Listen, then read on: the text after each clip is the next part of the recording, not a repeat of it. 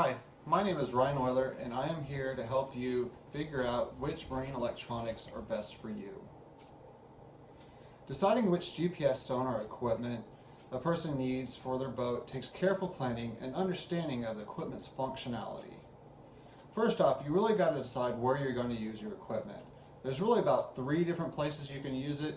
First off, there's lakes and rivers, then you have intercoastal areas, and then the ocean. Depending on which area you use it in, really makes a big difference on where you're going to actually use the equipment on your boat and what type of equipment you're going to actually be using out there and what is going to be best for you. The next up, you got to really figure out what kind of boat or vessel you're going to be using here. There's several different types of vessels, like say you have bass boats, you have commercial vessels, you have sailboats, there's center consoles. There's a different variety of different types of boats that you can have. And depending on what type of boat you've got, will really depend on what kind of equipment will actually fit on it, as well as what type of features you can actually add in and accessories you can put on that boat as well. And then next up is how much money you really have to spend. Marine electronics get really expensive.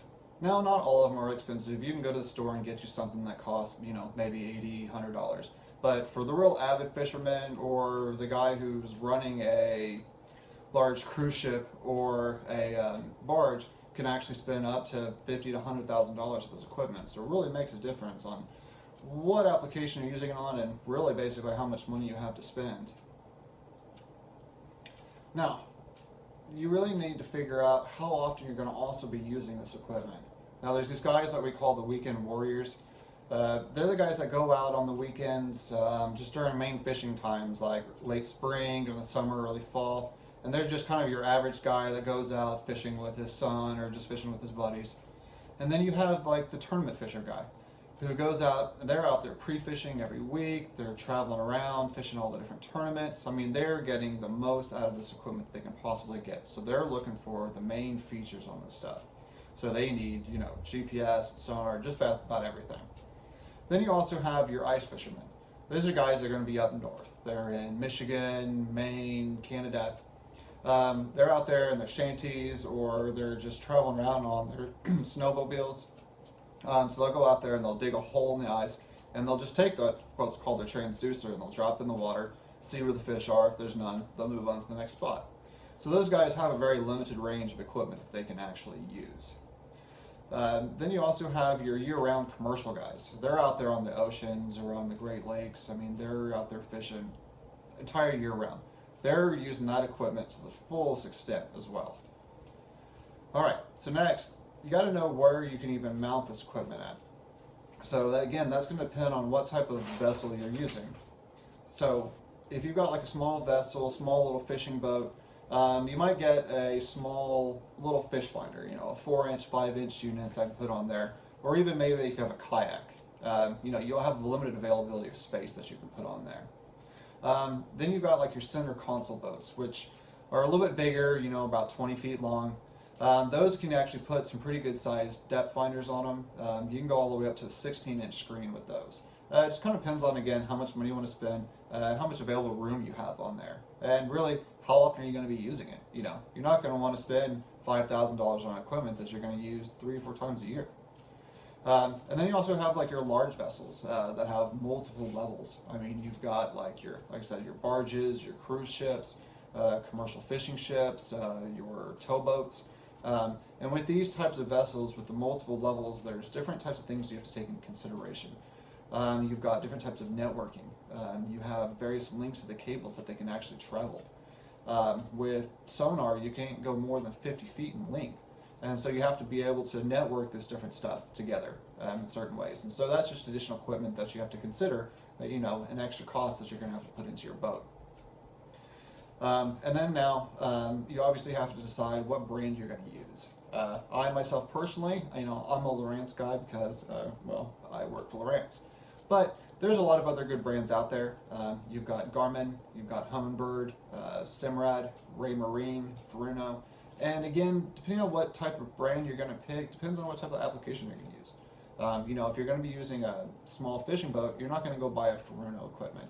Furuno was specifically designed to be put on very large vessels out in the ocean. Kind of the same thing with Simrad. Simrad can be used on inland lake boats, smaller stuff, but for the most part, they're really going to be used on like the bigger vessels because you've got these very intensive machines that just output so much information. They can do so much that they get pretty pricey, and they can also, you can get 4 different screens that can actually attach together. Kind of looks like a big screen TV, but it's actually very impressive once it's actually really running. And then most of the people who are out like inland fishing, bass fishing, they're out there for catfish, crappie, things like that. Usually they're going to use Garmin, Lowrance, or Humminbird. They're kind of your recreational fishermen equipment. With those different companies, I mean, they've got a wide variety of stuff that they offer, but they don't offer the type of equipment that somebody who's going offshore is going to be going with. They're not going to give you radars that can see 100 miles out.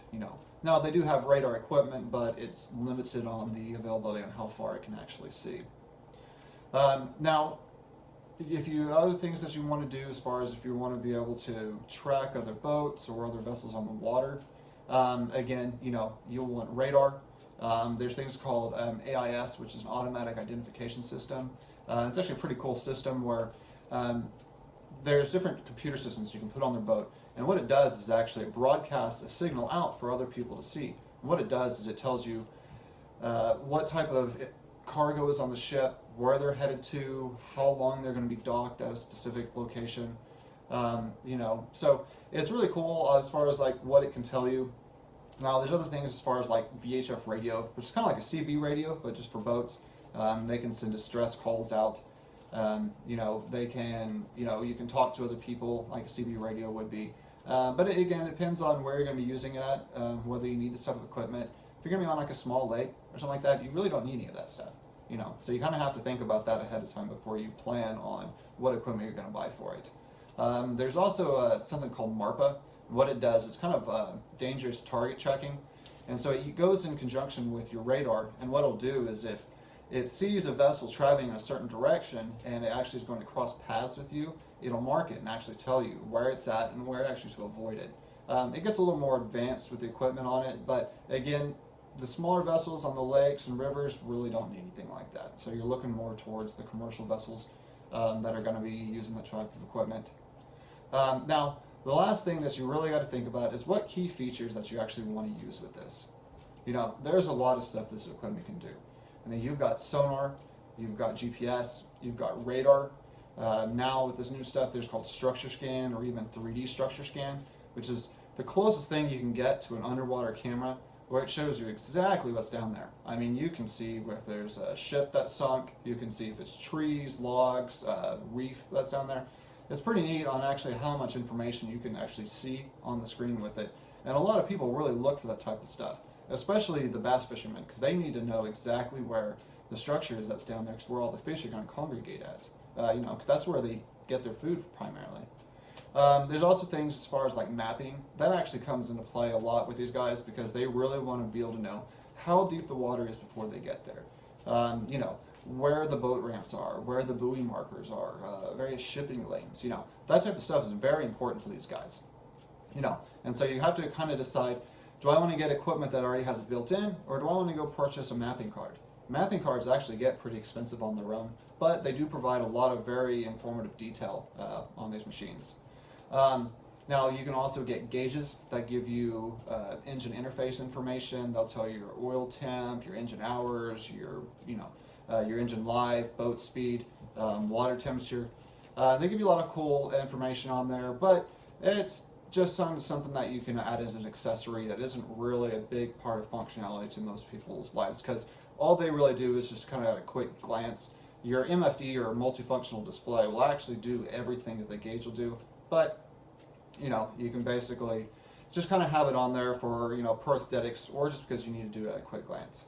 Now there's other stuff as far as like doing Wi-Fi or autopilots. Autopilots are really popular with all of these guys, so that way they can just set it, travel to a certain spot, and while they're just fishing, they don't have to spend their time, packing up their gear, and driving their boat to another spot. They can just literally just set it and go and just continue doing what they're doing throughout there. So anyways, all these different things are stuff that you got to consider before you go out and spend your money on GPS equipment. So you've really got to understand what it is that you want before you go out there and buy it. So anyways, thanks for listening to my video. I really appreciate it. Thanks.